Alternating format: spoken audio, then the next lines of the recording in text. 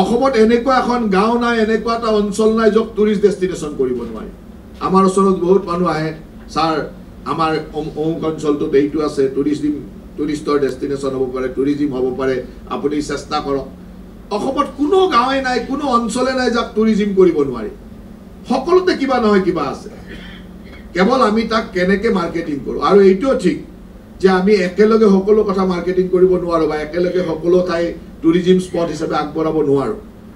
সেইকাৰণে আমাৰ লক্ষ্য প্ৰথম অৱস্থাত আমাৰ ৱাইল্ড লাইফ টুৰিজিমটোক আমি যথেষ্ট গুৰুত্ব দি আগবঢ়াই লৈ গৈছিলোঁ। লাহে লাহে তাৰ পৰা আমি অন্যান্য টুৰিজিম ক্ষেত্ৰসমূহলৈকে আগবাঢ়িছোঁ। এইবাৰ আমাৰ চৰাইদেউৰ বিশ্ব স্বীকৃতি আমাৰ অকমান পৰ্যটন ক্ষেত্ৰটো আৰু অলপ বহলাই লৈ যাব।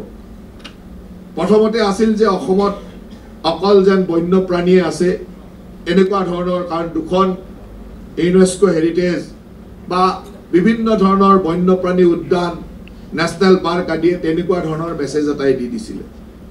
এতিয়া লাহেকৈ চৰাইদেউৰ বিশ্ব স্বীকৃতি, এতিয়া অসমত যে আৰ্কলজিকেল চাইট, কালচাৰেল চাইটো চাবলগীয়া আছে, এই কথাবিলাকো গুৰুত্বপূৰ্ণ কৰি তুলিব।